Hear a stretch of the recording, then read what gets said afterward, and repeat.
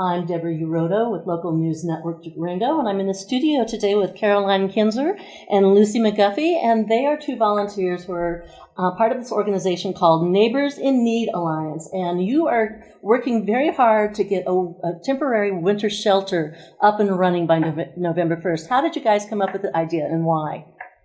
Well, we were aware of an enormous need. We've got people who are unsheltered, and so we investigated, and what we found was, while there are plans to do a variety of other things, so a permanent housing, supportive housing, tiny house village, those sorts of things, what we really needed was a temporary shelter for the day and the night for this winter. And so that's what we're trying to do, fill in the gap. And I know that when you had your first meeting, you had 65 volunteers come forward. And tell me about the folks and what they're saying about it. You just have a list, I guess, going right now, right? Of people or things to do. They came because they were all concerned, especially after this winter.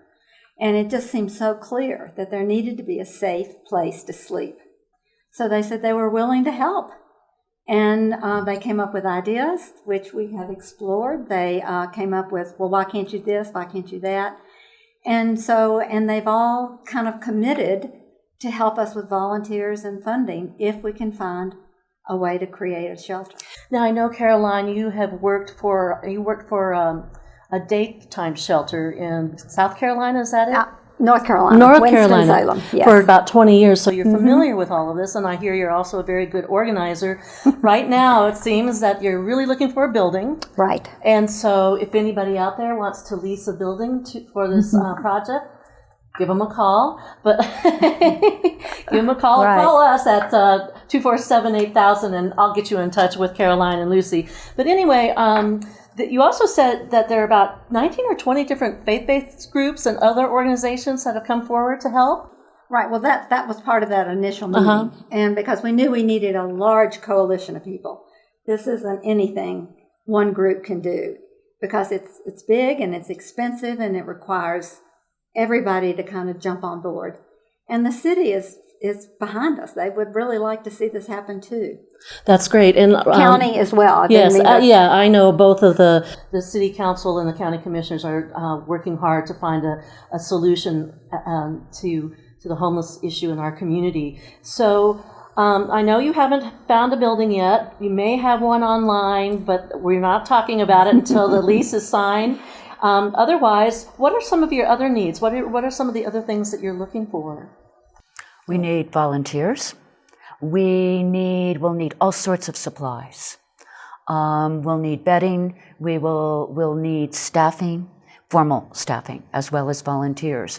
And those would be key things that we really need. And a fundraiser. Absolutely. A lot of fundraisers. But you've had people come forward for marketing. You've had people come forward for developing a website. You've had people come forward who can write grants, psychologists. Amazing group of people coming together for this effort. And you were talking about earlier about the need to build community and the need to address the fear and concern around people who are unsheltered. And so I really like what you had to say about how this can help build community and make us safer. And I think that this is an important piece that we often neglect, is that it's very hard in America right now. We are afraid, and there's a lot of fear and a lot of insecurity. And by working together, we're creating community within the organization.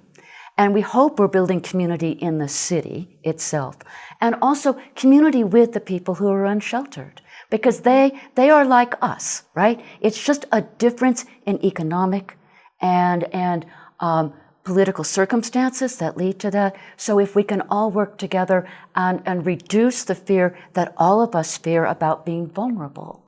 Yeah. And you also did a lot of research on best practices. How many homeless shelters did you go to?